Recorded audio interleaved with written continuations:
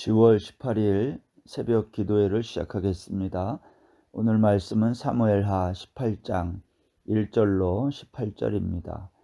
이에 다윗이 그와 함께한 백성을 찾아가서 천부장과 백부장을 그들 위에 세우고 다윗이 그의 백성을 내보낼새 3분의 1은 요압의 휘하에 3분의 1은 수루야의 아들 요압의 동생 아비새의 휘하에 넘기고 3분의 1은 가드 사람 이때의 휘하에 넘기고 왕이 백성에게 이르되 나도 반드시 너희와 함께 나가리라 하니 백성들이 이르되 왕은 나가지 마소서. 우리가 도망할지라도 그들은 우리에게 마음을 쓰지 아니할 터이요 우리가 절반이나 죽을지라도 우리에게 마음을 쓰지 아니할 터이라. 왕은 우리 10,000명보다 중하시오니 왕은 성읍에 계시다가 우리를 도우심이 좋으니이다 하니라. 왕이 그들에게 이르되 너희가 좋게 여기는 대로 내가 행하리라 하고 문 곁에 왕이 섬에 모든 백성이 100명씩 1000명씩 대를 지어 나가는지라. 왕이 요압과 아비새와 이때에게 명령하여 이르되 나를 위하여 젊은 압살롬을 너그러이 대우하라 하니 왕이 압살롬을 위하여 모든 군 지휘관에게 명령할 때에 백성들이 다 들으니라. 이에 백성이 이스라엘을 치러 들러 나가서 에브라임 수풀에서 싸우더니 거기서 이스라엘 백성이 다윗의 부하들에게 패하매 그날 그곳에서 전사자가 많아 20,000명에 이르렀고 그 땅에서 사면으로 퍼져 싸웠으므로 그날의 수풀에서 죽은 자가 칼에 죽은 자보다 많았더라. 압살롬이 다윗의 부하들과 마주치니라. 압살롬이 노새를 탔는데 그 노새가 큰 상수리나무 번성한 가지 아래로 지날 때에 압살롬의 머리가 그 상수리나무에 걸림에 그가 공중과 그 땅 사이에 달리고 그가 탔던 노새는 그 아래로 빠져나간지라. 한 사람이 보고 요압에게 알려 이르되 내가 보니 압살롬이 상수리나무에 달렸더이다 하니 요압이 그 알린 사람에게 이르되 내가 보고 어찌하여 당장에 쳐서 땅에 떨어뜨리지 아니하였느냐. 내가 네게 은 10개와 띠 하나를 주었으리라 하는지라.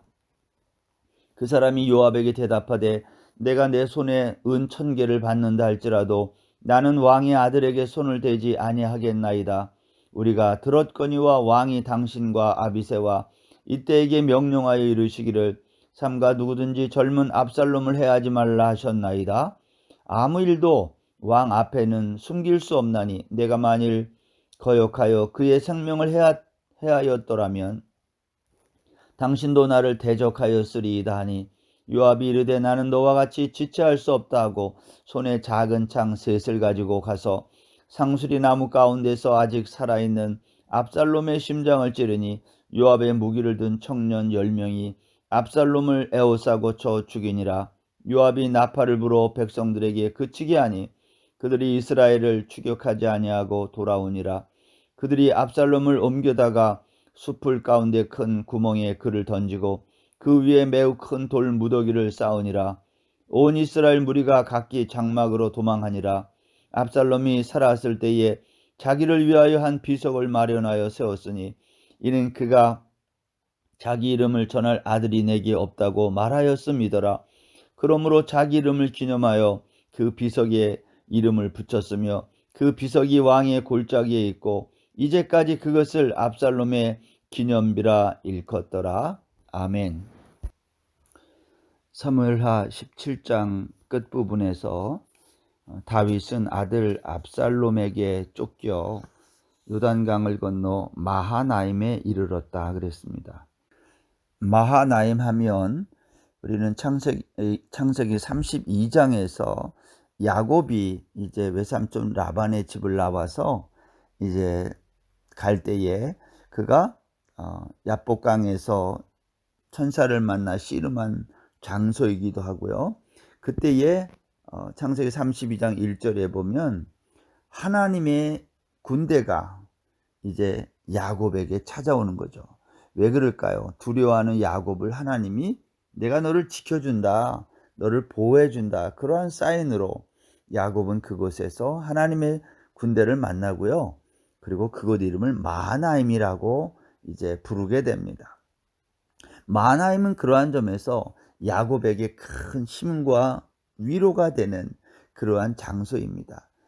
그렇지만 야곱은 거기에서 자기의 모든 처자와 짐승들, 재산들을 다 먼저 보내놓고 나서 두려움 가운데 여전히 있을 때에 하나님의 사자를 만나 씨름을 하고, 거기에서 그의 환도뼈가 이제 천사가 공격을 해서 그게 위골되고 야곱은 절뚝거리는 신세가 되지 않습니까?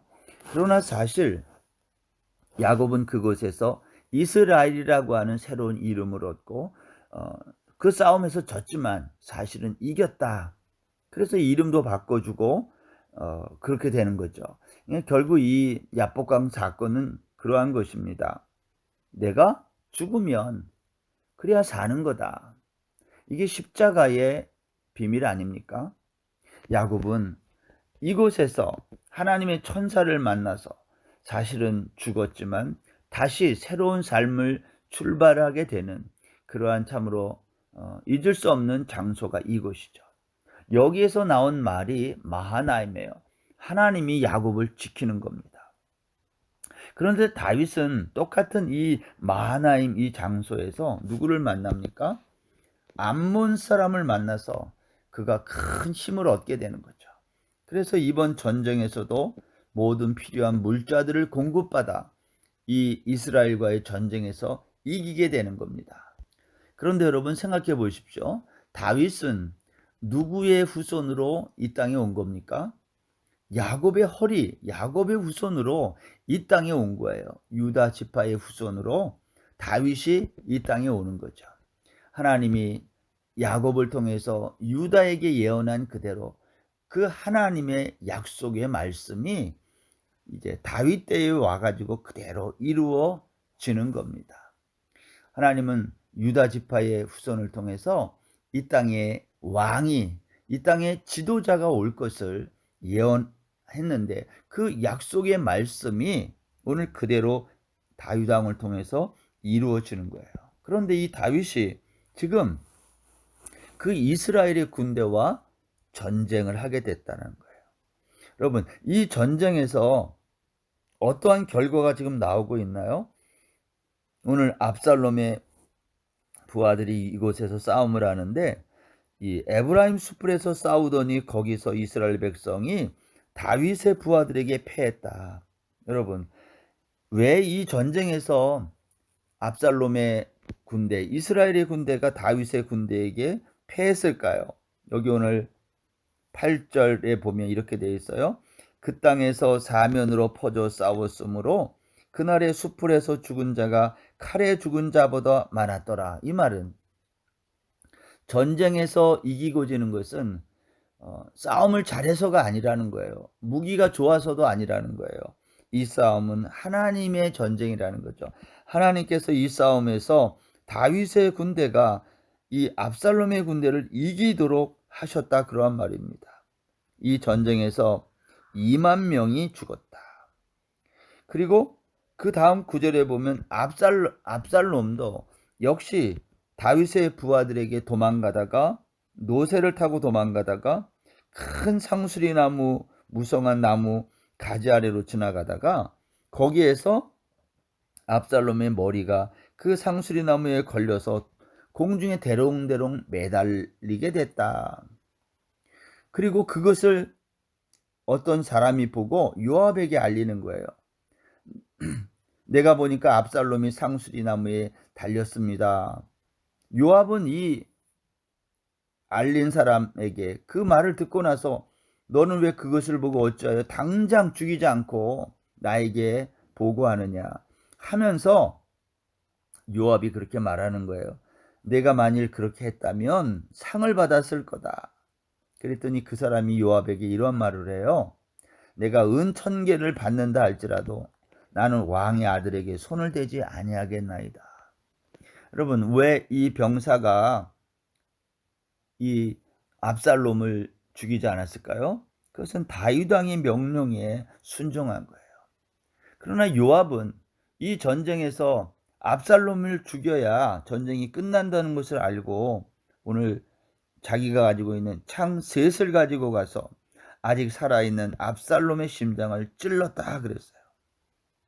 그리고 15절에 보면 요압의 무기를 든 청년 10명이 압살롬을 에워싸서 죽였다 그랬어요. 오늘 여기에서 우리가 하고 싶은 얘기가 몇 개가 있는데요. 그 중에 첫 번째는 압살롬도 이 전쟁에서 죽임을 당했는데 왜 죽었는가? 다윗의 군대가 용맹하고 또 싸움을 잘해서 죽은 건가요? 그렇지 않아요. 상수리나무 번성한 가지에 걸려서 죽었다. 이거 역시 자연적인 환경 속에서 이 싸움에서 지게 된 거예요. 하나님께서 이 전쟁을 이렇게 이끄셨다는 거예요. 이스라엘의 군대가 2만 명이나 그 땅에서 죽은 것처럼 이 압살롬도 똑같은 방식으로 이 전쟁에서 죽음에 이르게 됐다. 여러분, 전쟁은 하나님이 하는 거 맞습니다. 사람의 힘으로 하려고 했던 압살롬이 그런 거 아닙니까? 자기가 치밀하게 계획을 하고 또 사람들의 마음을 얻고 또 헤브론으로 옮겨가서 스스로 왕이 되는 것을 선포하고 그래서 자기가 쿠데타를 일으켜서 왕이 되었지만 사람의 힘과 꾀로는 왕이 될 수 있는 것이 아니다라는 것을 오늘 성경이 우리에게 보여주고 있는 것입니다. 또 하나는 이렇게 압살롬이 도망가다가 상수리나무 가지에 걸려서 대롱대롱 매달려 있을 때에 한 사람은 한 병사겠죠. 이 사람은 그것을 보고 죽이지 않아요. 왜냐? 뭐라고 그랬어요? 다윗 왕이 나를 위하여 젊은 압살롬을 너그러이 대우하라. 압살롬을 너그럽게 대해달라는 이 말을 이 한 병사는 지킨 거예요. 그러나 요압은 그렇게 하지 않고 자기가 가지고 있는 창 셋을 가지고 가서 압살롬의 심장을 찔러 그리고 자기의 무기든 청년들을 통해서 죽이도록 이렇게 했다는 거죠. 여러분, 우리가 오늘 이 압살롬의 죽음을 보면서 압살롬의 패전을 보면서 드는 생각이 무엇인가요?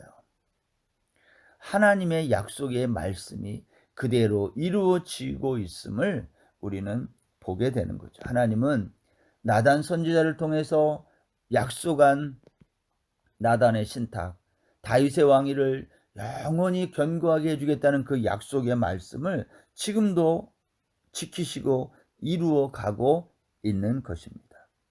그런데 하나님이 약속한 이 다윗의 왕위는요, 어떻게 이루어지는 거예요? 사람들의 힘으로 지켜지고 세워지는 것이 아니라 하나님께서 지키시고 세우시는 것이다라는 거예요. 압살롬의 군대가 이제 쿠데타를 일으켜서 다윗이 도망가게 되고 이제 다윗은 요단 강을 건너서 이제 끝난 사람이나 다름이 없어요. 그런데 하나님은 암몬 족속을 통해서 다윗의 군대에게 다윗의 사람들에게 필요한 물자를 공급해주고 또 이 마하나임에서 일어난 이 전쟁에서도 하나님이 역사하셔서 모든 이스라엘 군대가 수풀에서 죽게 되었다. 칼에 죽은 자보다 수풀에서 죽은 자가 더 많도록 하나님이 역사하시고 압살롬마저도 그렇게 했다는 거예요. 그럼에도 불구하고 여기 또 한 사람 요압이라고 하는 사람은요, 자기의 힘으로 이 전쟁을 끝내려고 한 거예요. 우리가 이제 앞으로 요압의 이후의 이야기도 또 살펴보겠지만 하나님의 일은요, 하나님의 방법으로 해야 되는 거예요. 내가 힘이 있다고 내 힘으로 내 머리로 무엇을 계획하고 이루어 보려고 하는 것이 얼마나 어리석은 것인지를 알 수가 있다는 것입니다. 오늘 본문의 마지막 부분에 한 가지 또 우리가 살펴봐야 될 것이 있는데 이제 요압은 나팔을 불어서 전쟁을 그치게 합니다. 이제 더 이상 이스라엘을 추격하지 않고 다 전쟁이 마치게 되는 거죠. 이제 사람들은 압살롬을 옮겨다가 숲을 가운데 큰 구멍에 그를 던져놓고 큰 돌 무더기를 쌓고 이제 온 이스라엘 무리도 각자 장막으로 도망하게 됐다. 성경이 그렇게 말합니다. 그런데 오늘 여기 본문 18절 이하에 보면 참 이상한, 어떻게 생각해 보면 우리에게 좀 생각하게 하는 구절이 하나 있습니다. 그것은 이런 거죠. 압살롬이 살았을 때에 자기를 위하여 한 비석을 마련하여 세웠으니 압살롬은 자기가 살아있을 때에 자기의 이름을 위해서 비석을 만들어 세웠다. 그 이유가 뭐냐? 자기 이름을 전할 아들이 자기에게 없다고 말했기 때문이다. 그래서 자기의 이름을 기념하기 위해서 비석에 이름을 붙였는데 그 비석이 왕의 골짜기에 있고 그것을 압살롬의 기념비라고 일컬었더라. 오늘 성경이 그렇게 하고 마치고 있습니다. 압살롬에게는 자식이 없다는 거예요. 여러분, 자식이 없다는 것은 미래가 없다는 겁니다. 압살롬은 화려한 외모와 정치적인 수완에 능한 사람이어서 백성들의 마음을 얻고 치밀한 계획으로 왕위에까지 쿠데타를 통해서 오르는 것처럼 보였지만 그에게는 미래가 없었다는 거예요. 왜 그럴까요? 왕위는 하나님이 세우지 아니하면 안 되는 거죠. 그에 비해 다윗은 어떻습니까? 그는 자기 스스로의 힘으로 뭔가를 이루어 보려고 한 적이 없는 거예요. 얼마든지 압살롬과 대결해서 자기의 왕위를 지키고 비록 아들이지만 그렇게 할 수 있었을 거예요.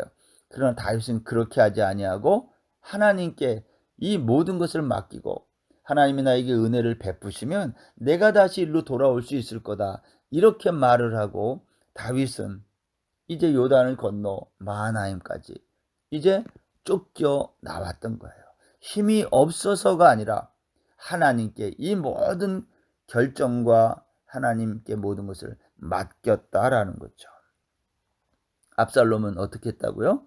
그는 자기를 위해서 기념비를 만들고 자기만을 위해서 자기의 힘으로 자기의 계획과 뜻으로 하나님이 허락하지 않는 왕위를 얻어보려고 했던 거예요.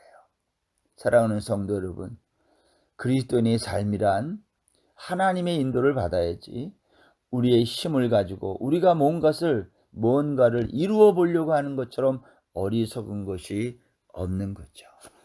오늘 압살롬의 이 실패, 그의 죽음을 생각해 보면서 하나님이 저와 여러분에게 무엇을 말씀하고 싶은지를 한번 돌아보는 귀한 날 되었으면 합니다.